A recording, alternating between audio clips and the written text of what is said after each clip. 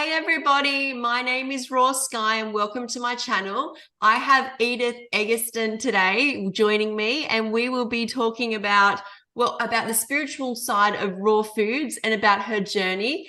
She is a raw and a high raw food coach, and she also has ebooks. So I'll link below where you can find her. But welcome.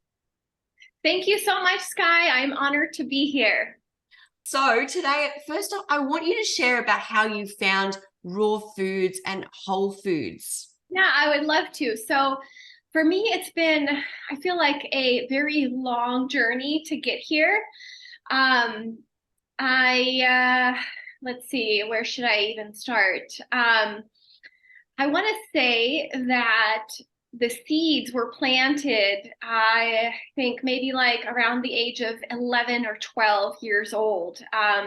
So I am Hungarian and I grew up, I immigrated to the States when I was 7, but my parents kind of maintained that Eastern European type of living back in like the communist era. So we grew our food off of our own land and we had animals too.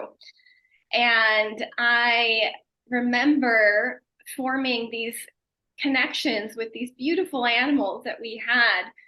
And it just broke my heart when I saw my parents slaughtering them for food. And at that age, it just sparked something in me. Like deep in my heart, I felt that was not right. Like something inside of me was questioning, like, why does this have to happen? I was just petting that animal. I named it, I had this love for it.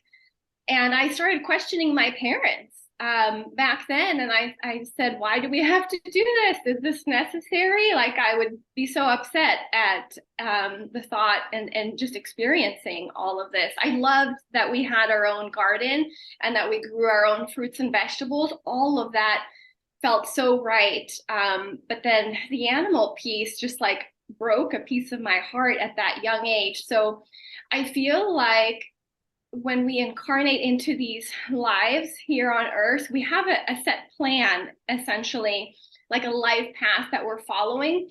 And in this life path, there's going to be seeds planted that are going to reveal kind of the course that your life is going to be taking. So that's the earliest that I can remember some of those seeds exposing themselves to me. So when I look back at my journey, that's like a monumental piece there. Mm. And then fast forward the high school years, I had developed this passion of nutrition and wellness. It was just something that I was gravitating towards, like a hobby, so to say. That's kind of what it felt like to me at the time. Like I would just be gravitating towards these magazines and these books that covered nutrition and wellness. And that was just something that sparked interest in me. And then I would say, fast forward from there, when I was working my corporate job and I was in a stressful position, I started developing digestive issues where I was having a difficult time feeling well after eating. Like I had stomach pain, I had difficulty digesting meals. And when I went to the doctor, I waited like for an hour and they spent 5 minutes with me and they immediately said, "Oh, you must be suffering from an ulcer." And they didn't ask me any lifestyle um, related questions. They didn't ask me about my diet. They didn't ask any questions. They just wrote me a prescription and sent me on my way. And then deep down, I knew there was something not right with that. And it kind of reignited the spark that I had cultivated as a, a teenager in my childhood, so to speak. And it made me want to learn so much more again about health and wellness and nutrition and diet. And so I went to go find a naturopathic doctor And that resonated a lot more because she was asking me questions about the foods I was eating, the activities I was undertaking, and she provided more resources for me to continue my education. And so from then on, I just started learning and reading more about what a healthy diet actually looked like. And through that process, I found the Institute for Integrative Nutrition, which is a um, holistic health coaching certification program, which didn't exist prior to, I want to say, just a couple of years prior to that time. And so when I was going to college, there wasn't, I don't even think we had the term health coach back then. And so that's why I didn't pursue it sooner. And so when I found the Institute for Integrative Nutrition, it was like one of those seeds again that was planted, and it ignited this light bulb moment for me. And I just knew there was a knowing that I needed to sign up for that. So I did. And I finished the course. I got my certification. I started health coaching part-time. I made the adjustments that I needed to make for my own health and wellness, and my digestion improved drastically. And through the course curriculum, I gravitated towards both plant-based nutrition and Ayurveda. So I don't know if your viewers are familiar with IIN, but essentially they just expose you to all of these different modalities in the health and wellness realm. And they don't say like one way is the right way. They kind of let you gravitate towards what resonates with you. And so for me, it was plant-based nutrition and Ayurveda. And so I started reading, everything that I could find in that area. And then when I came across the China study, I don't know if you're familiar with the China study. I read that book by Dr. Colin Campbell, and that gave me the green light to go like completely plant-based, because up until then, I feel like I was being kind of influenced by the functional medicine doctors, the doctors in the wellness space that say eat tons of fruits and vegetables, but you also want, the pasture raised meats and the wild caught fish and the grass fed beef and all of that nonsense. And so I was, a quote unquote, a regular person trying to find my path. And when I read the China study, it truly resonated with me. And if the viewers are not familiar, the China study essentially is the largest epidemiological study ever conducted that showed a direct correlation between cancer progression and animal protein consumption. And so when I understood that, it was like clear as day. We don't need animal products. And so then I became vegan overnight after that, and absolutely loved it, and still love it, of course. But I didn't notice a huge change in my health at that point. Eating maybe like mostly cooked foods, some juices, some smoothies at that time. And I just had so many mystical things happen that kind of led me to raw foods. It was it's just been a really kind of a magical journey, so to speak. One thing led to another, and I was just finding, just like how I initially found veganism, I started gravitating towards more raw foods, more living foods. I found the Gerson therapy, for example, and watched all of those videos. I found the Hippocrates Health Institute and actually became an ambassador for them. And I've actually even worked with them in person at a variety of different events across the country, which has been so much fun.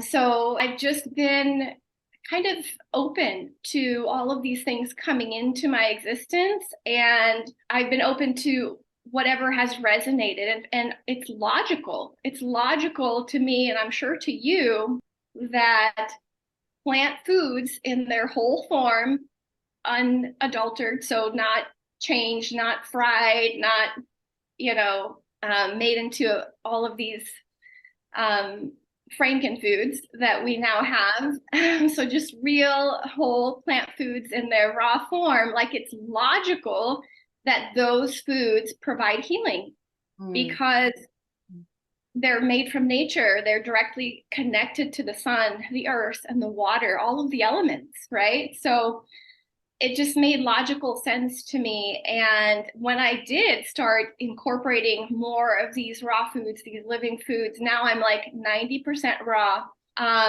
Then that's when I noticed like way more improvements in my health. And so I'm really passionate now about sharing all of this, because in the day that we're living in today, just going vegan isn't going to save you. Right. There's so much toxicity in our planet now that you have to do the best that you can for your physical body if you want to avoid lifestyle diseases or any kind of autoimmune type conditions. We're living in a crazy time. We're living in a crazy time. You've got to be prioritizing your health, and it starts with the food. It does. What a journey. It's so nice listening to you talk about it. But I just wanted to go back to when you were a child and Yes. you noticed, you felt it wasn't right what was happening to animals. How old were you at that time? I was 11 or 12 when I first saw my parents slaughtering the animals, like right there in front of me.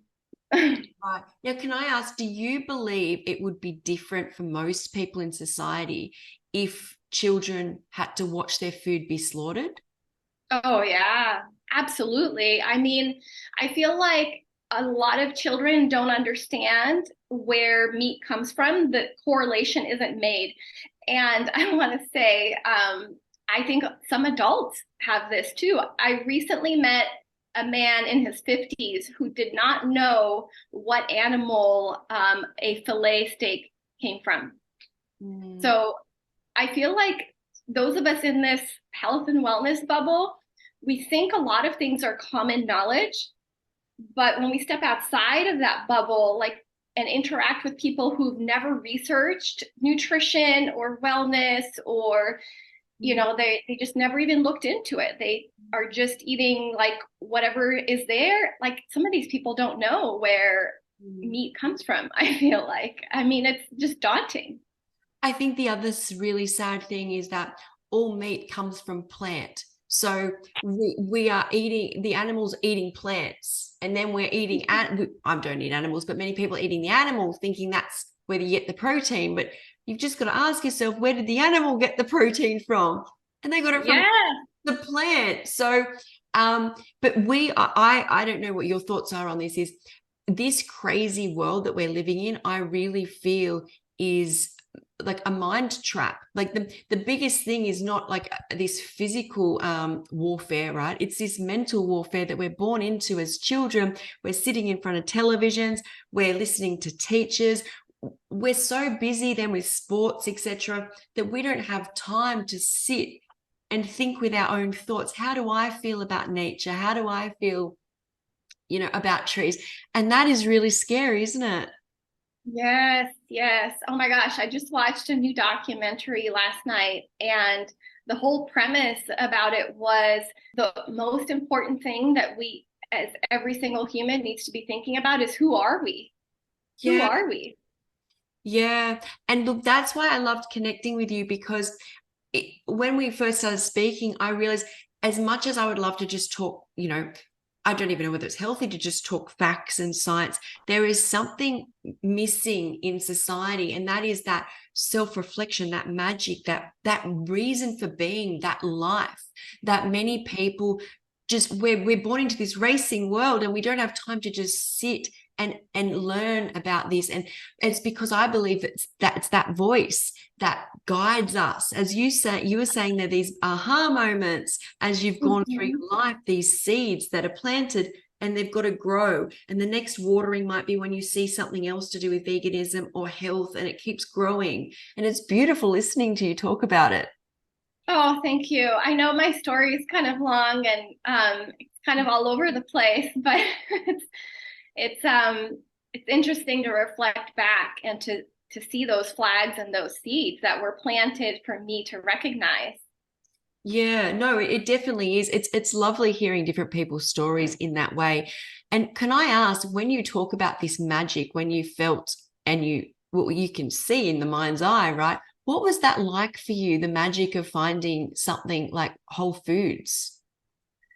It was like a spark. It's hard to explain, but it's something that catches your attention and your interest immediately. Like, when you're just going about your day and nothing's really grabbing your attention, you're just kind of repeating the same experiences that you've had. But then when something catches your eye where you do a double take and you're like, oh, wait, what's that? What did I just hear? What are they talking about?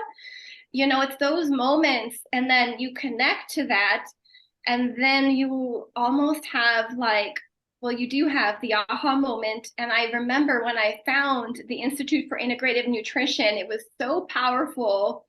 I literally had like tears coming down because, Skye, I was so unhappy. I was so unhappy in my career path. I was so unhappy in that current relationship that I was in.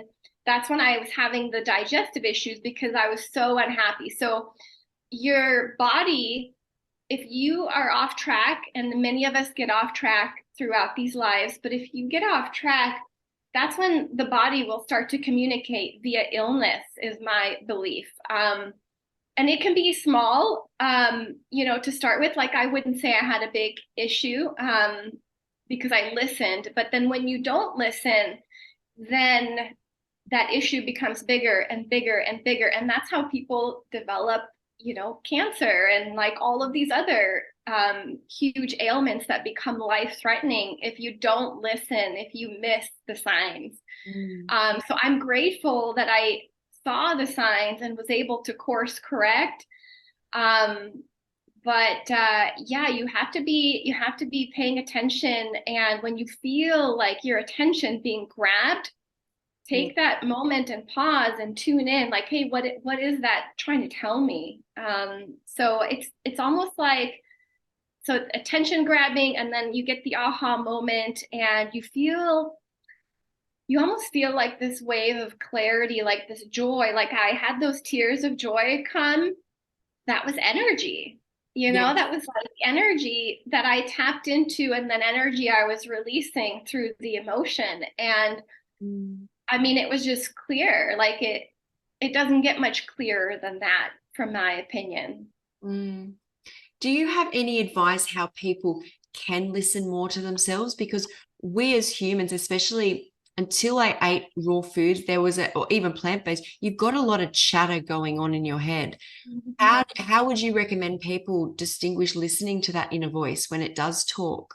Well, I think, like you said, how there's so much chatter, we've got to find a quiet space, a space where we're not being constantly interrupted. For me, that's getting out in nature, or nowadays meditating. But if somebody's not ready for meditation, or they're just not inclined to go that route, just finding a quiet space in nature. And you've got to leave your phone at home. So don't take your phone. You've got to tune in to the sounds, like the birds singing. I mean, oh my gosh, the birds are like speaking these high frequency messages. If you can just listen, I mean, it's beautiful. It's beautiful. I mean, have you ever had like the experience where you're sitting somewhere and then the bird flies up and lands near you? And Yeah, I do. The more I've gone into this, so the more connected to myself, the more I'm eating raw foods, I can hear things and connect to nature in a way that I was never able to do. So in my experience, this is how I feel it occurred, is most of your life, the world is so stimulating. Like it's just so intense that I never had the opportunity to feel subtle energies. And the most beautiful feeling, the most connected to myself I am, is when I feel these subtle energies. And I don't want anybody to go through what I went through to find subtle energies. So that's why I love hearing about how and what people can do. And I think leaving the phone at home is it's like the Oh, first start. Like I know with me now, I wasn't like this when I was sick, but now it's like the phone is part of me. And yeah. it's not really, but I've created this, and I love, the best I feel is in nature. And you're right, is the more connected I am. Like birds will just land right near me, animals come up to me now. The way I hear even the wind blow, or just sitting in the sun on the grass, it's all completely different now. I'm not overstimulated by I guess things like ice creams and like medications and oh gosh, what else? Even toxic relationships. You bring that energy and then you go there and you're sitting there with your ice cream and your toxic energy in nature, and the grass is itching. That's kind of what I think of growing up as a child, right? Now, once you're grounded, once you're full of nature, once you put the nature in you, you become it. And those subtle energies are just like, they're so healing before you even get to embrace them through what you do every day. How healing they can be for a person, but it's getting a person to see or to feel. And I think a lot of people are looking for that, and I know you have had a lot along your way of those moments. You're really in tune, and I think it's amazing because a lot of us aren't tuned in as much. So Yeah, I think if people don't feel it, they should just know not to give up, just to keep the practice going and not to have expectations, because not every time is going to be magical, right? There's going to be days where it just feels like you're just sitting there on the grass and nothing's happening. So just don't give up, I would say. And to maybe keep, it depends on everybody in terms of what's going to work for them. Everybody's slightly different, but if it works for you to schedule like a time in nature and just keep it up. And before you know it, something's going to shift. And once you're out there, you know, whether it's the birds or feeling the breeze on your skin or going through your hair or feeling the sun, just tune into all of those sensations and maybe take some deep breaths. And I would say, please do not worry about what other people are doing. I'm always doing, or what other people think of you, yes. like what you're doing, because I'm always doing funny things out there. Like I'm closing my eyes and like doing breath work. I'm doing yoga in the grass. I'm meditating. I'm sure people are looking at me and they think, what is that crazy lady doing? You know, but don't worry about any of that, because it's those things that are going to keep you from tapping into the magic. Who cares what those people think? Like they don't know who you are. That's And right. who knows? Maybe you're going to inspire them, you That's know? that's right. Like, and I also think it's one of those examples where how you get well and how you find yourself is by stepping out of what everybody else is doing. So I'm Yeah, very aware that when I go out in public, I'm very different to most yeah, people. You know, I'm full of energy at my age of almost 42, but that's because of the diet I eat. And people see me eating this food and it's very different. But I take a lot of pride in that because I believe change needs to occur. Someone needs to lead. So you're out there, Edith, being the leader in the grass, connecting back with nature. And I love what you said about just keep going, keep showing up. You just keep doing it, because you're right. I remember when I healed, some sort of calling was to be in nature. It didn't matter whether it was bare feet just out on the street. You know, there was a strip where there was some green there, or the local park. I kept doing it. And it wasn't the first time or the second time, but eventually you kind of it becomes part of you.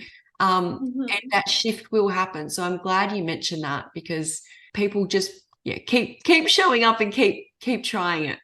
As for food, can we move to food now? What are you eating in a day at the moment?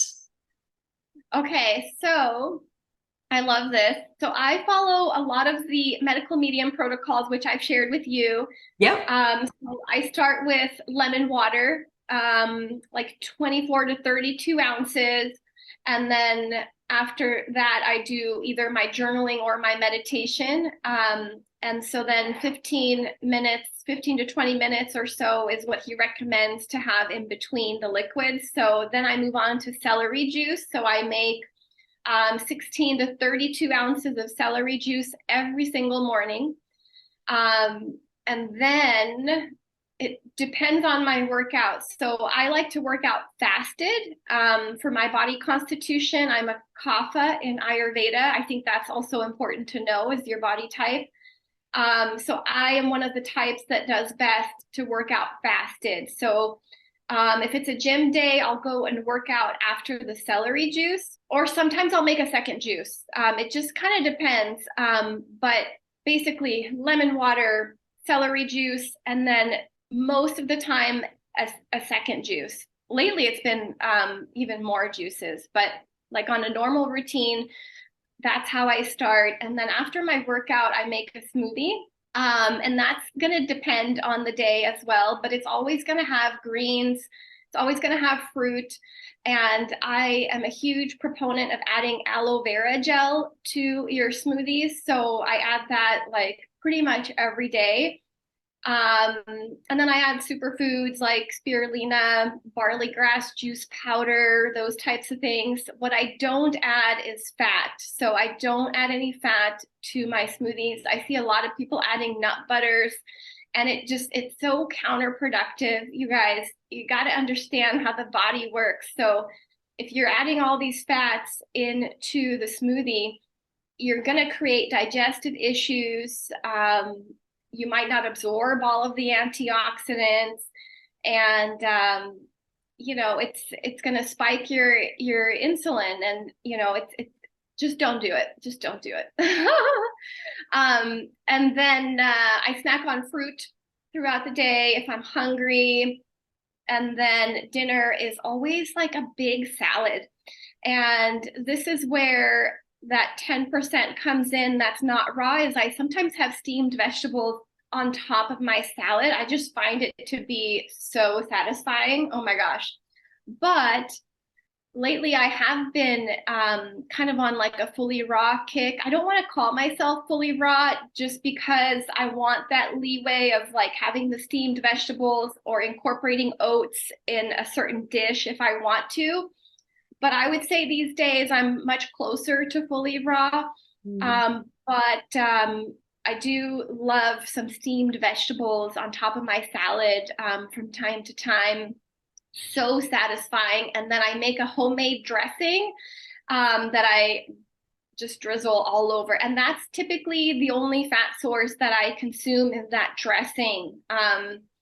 So I use either cashews, hemp seeds, walnuts, or avocado in my dressing. And I find, especially for my body type, I think vatas and pittas can maybe get away with more fat, but for my body type, I kind of have to stick with the one fat source. If I try to add a second one, like say if I have avocado and nuts and seeds in the dressing, then I find I'm feeling like lethargic and bloated, and then I gain weight like really quickly with my body type like that. So typically I just do the one fat source, and then I love to end the night with an herbal tea. I either make thyme tea or mint tea or lemon balm tea, one of those, and then sometimes like a glass of lemon water before bed.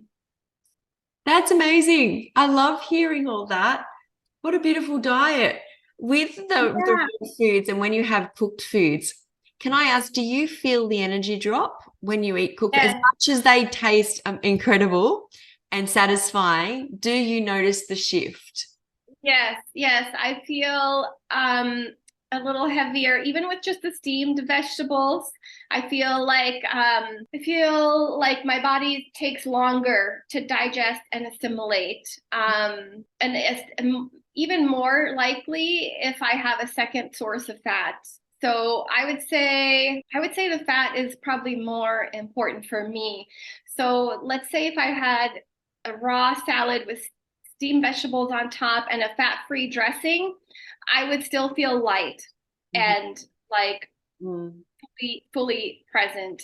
Mm. But when if I had like too much fat, even with just a fully raw Mm. salad, then I feel like the energy drop. But if I had like more cooked food, like in addition to the steamed vegetables, for sure, energy drops. Like if I have like a bowl of oats or Mm. um, rice, or I mean, I typically don't have these things anymore, but Mm.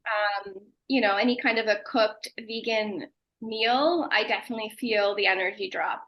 Because it's what I've noticed, and I don't eat cooked food, but even when you talk, I guess there's different levels of even raw food, right? And I at Yeah. this stage aren't great with juices because I don't have a stomach. But when I hear these people, including myself, is the lighter food. So you're having a lot of juices, and it sounds like mono juices too. So celery is one of them.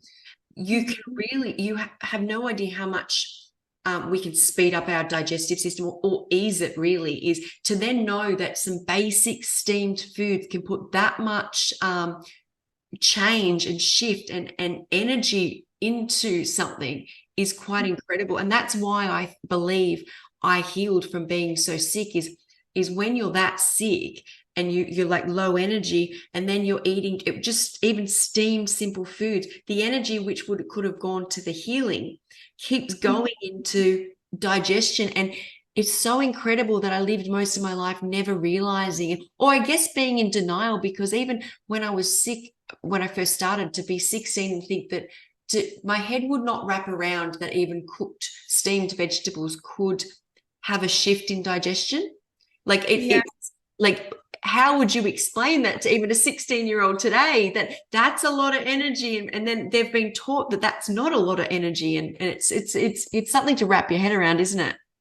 Yeah, it's really fascinating. I definitely agree with you. There's levels in the raw food realm. Yes. Um, and I think it depends, like in terms of finding your way, I think it depends on your health level. Like if I always teach like to Mm. my clients or anyone who's listening, if you are struggling with a health issue, I would for sure be 100% raw. I mean, depending on where you are, like coming to it, you might have to work your way up to it, of Yeah. course. But that would be my recommendation. And then if you are feeling well, like you don't have any chronic illness symptoms, which are things that are very normal. Like I feel like almost everybody has some sort of chronic illness symptom nowadays, and it's just become so normalized that nobody really thinks of it as such. Um, but if nothing is preventing you from your activities, you can incorporate some cooked foods, but you should have the awareness, like how you just asked me, like, is it going to drop your energy and does that matter to you? Yes. So if you tell me, I don't care if it drops my energy, I just want to enjoy this meal and be present with it, then that's wonderful. Do that. You're not harming anybody, you're not harming any beings, you're not creating a problem, and you're coming to it with the awareness that you're totally fine with how you're going to feel afterwards, then by all means indulge. But then if you have some sort of an illness, like any kind of digestive issue or skin issue that you're working on healing, Mm. it's much better to find a way to work towards fully raw, Mm. especially in today's world with all of the toxicity. Um, I think that's definitely the best option. And so I myself am working my way there. I'm a foodie. I'm a foodie, Skye. So it's been challenging, but I've learned how to really enjoy raw foods now. You're doing it correctly, is what I believe. And what you said is so true. And I think it falls into when people are already in that, let's call it the chronic fatigue realm. So you're feeling most of the time you're not functioning at a great level, is you will drop when you have cooked foods. And I guess there's different levels of chronic fatigue as well. But when people Yeah. come with different issues, a lot of them will go when you eat plant-based. But when something is when you need energy, that is where you see people who just can't get to the next level. And then you say you're having any cook, they're like, yeah, just sweet potato a few times a week or something. I'm like, just try without.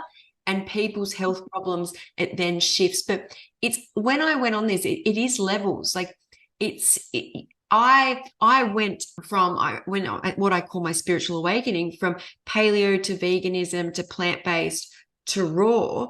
And there's still different levels, but I wouldn't change any of that. That was all, it's all stepping stones. It's Yeah. it's a lot for the human brain to comprehend, to have Yeah.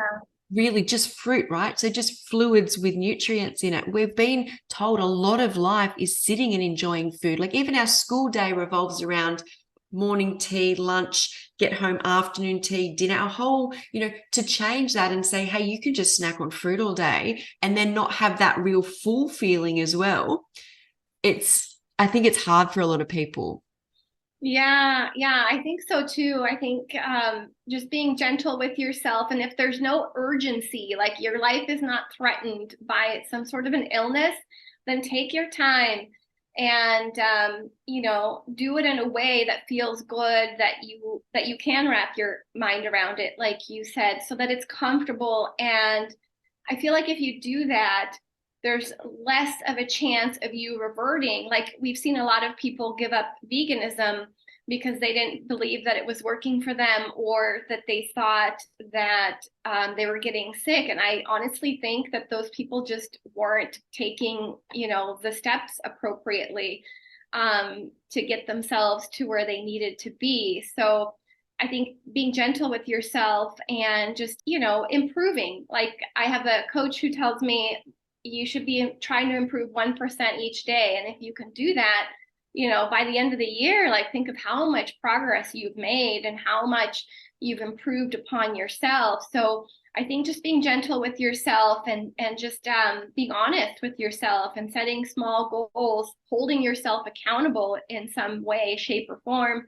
I think that's the key to success. It definitely is. I think about my journey when I went on it, and getting through it and taking each step at a time. People do a lot of these fast, or they go into it hard. Your thought patterns are not great.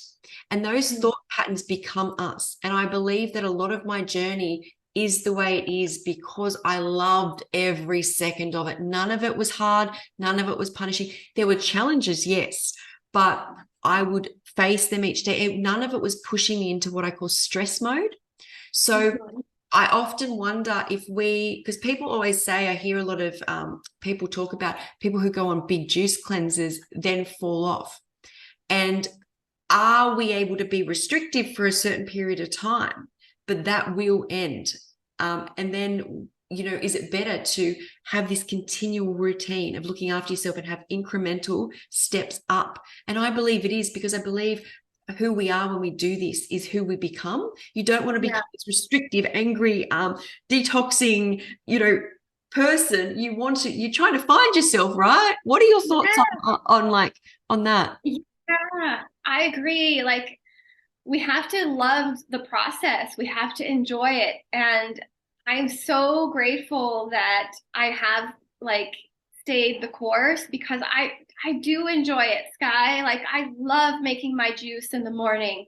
I love making my smoothie after my workout. I love making my dinner salad. Like it's a form of meditation. I would say at this point it's so therapeutic, and I connect to my food, my produce. Like I hold it, like I go pick it out, right, at the farmer's market. It starts there. And then I bring it home and I wash it and I store it nicely. Yeah. And like to me, that's treasure. Like my produce is my treasure. Like I value it above all else. Yes. And so it's like making that connection, like this was grown for me. Oh my gosh, so magical. Like this apple was grown for me, and I get to put it into my body. Like when you go slowly on this path and you appreciate every step along the way. And like you said, there's going to be challenges. It's okay, right? It's okay. It's part of living on earth. Yes. Um, but as long as the positives are outweighing the negatives, you keep going, Wow. and just have that faith, like how I said about getting out in nature, just keep going, have the faith that you're going to have that light bulb moment, and you will. Like it's inevitable because there's so much light, there's light frequency in the living foods and the raw foods. And so if you're putting all of that light frequency in, it's just a matter of time before you have enough light within you where it all makes sense and it's resonating on all cylinders. That's right. And I love hearing the value you place on the produce. It's like, you absolutely love it above all else because you're stating that you love yourself above all else. And that is what Yeah. everybody's human consciousness to start resonating with every day. What you put in, the words, the people, the food, it is like pure love. It's what you become. We're like computers, right? You can put software in computers, apps. That's what the food is, right? It's that programming that we can get, that beautiful programming. So yeah, Yes. I love hearing that. That's amazing. No wonder you look so vibrant. You look so healthy. Oh, thank you. So do you. Oh, thank you. But I love hearing how much you place on the soul and the spirit because I believe you can't you can't look at the foods as just science, as in pure facts, and then that gets you well. There's a whole other aspect of raw foods, which is the magic. I mean, when you even look at how fruit just naturally hangs from trees, this beautiful glistening, it is like magic, isn't it? Yes, it's so magical. Oh my gosh, I can't wait till I can grow my own food. Like I'm in this apartment right now, so all I grow are sprouts and microgreens. But I'm fortunate that there's a farmer's market, and I'm fortunate that my parents they moved back to Hungary, and they have fruit trees everywhere. So when I go visit, like I get to eat for free off the land. Oh my gosh, it's the best. It's Oh. the best. That sounds so magical. That's like a dream, but I find that that's also part of the steps. Like, you've got to start where you are, right? I started on the pension and I was just food and rent, but then the food made me better. And then you can buy different produce, but I eventually want to buy a property. So I have my own. But it's all these steps, right? You've got to take Yes. steps forward. So out of everything you've learned from your journey, what would you share with everyone as like a key or something that stands out to you? Oh my gosh, Skye, there's so much. So I would say the most important thing is to cultivate self-love. Mm. And I know this, so if this sounds cheesy to you, if you're listening or you're like, I already love myself, I'm not trying to be harsh, but the answer is no, you don't. And I resonate with that because that was me. Like I used to listen to people say self love, and I would say, oh, I already love myself. It's fine. Like, what's the next step? But that's the step. That's like the one step because if you have that love for yourself, all of the other things are they're just not important. Like you're either going to find the answers to whatever issue you're currently dealing with on your path, or they're not going to be relevant anymore, whatever issue that is. So finding out who you really are, like your true essence. So not your physical avatar. So Mm. we are not these physical avatars. We are the source that's experiencing through this physical avatar. And once you get to the point where you realize that, like on a true level, like not just reading it in a book, but you feel Yeah. it in your body, in your soul. Once you get that, I promise everything else will fall into place. And don't worry about the timing. Everybody's on their own journey. So we really cannot compare. I mean, this has been hard for me. Like, there's people in their 20s so much more successful in the 3D, Mm. measurements, right? But we can't get caught up in that. Everybody's on their own journey, everybody has their own path. Mm. And if you can figure out how to remove yourself from the matrix, how to remove yourself from the comparison trap, how to really tune in to your true essence and who you really are, and to understand that this is all temporary, this experience, and you are not your physical body, then the rest of your journey will have a lot less suffering in it. And with that relief of suffering comes joy, comes presence, comes the ability to make this choice for yourself in terms of the foods you're putting into your body. Because without that, you're going to fall into the trap of the marketing, of the how I fell into the trap of like, well, the functional medicine doctor said I needed to have the grass-fed beef in order to be healthy. So you won't be swayed by these other people. You will be guided from within rather than looking at the headlines and what other people are doing. That's all irrelevant. All of that is irrelevant. Yeah, it takes a great strength to find self-love, because you basically have to deny everything that you've been told by every other person. Go inside. But that's the miracle of life. Like, that's the aha of life. That's that moment where things for me shifted. So thank you so much for sharing that. And I hope that everybody finds raw food, self-love, veganism. It's a beautiful journey. So thank you so much for joining me today. It's been wonderful. Oh my gosh, thank you for having me. I hope that I was helpful. Sometimes. Definitely. I love talking with you. And if you haven't subscribed to my channel, hit subscribe and like, and I'll see all you guys soon. Bye.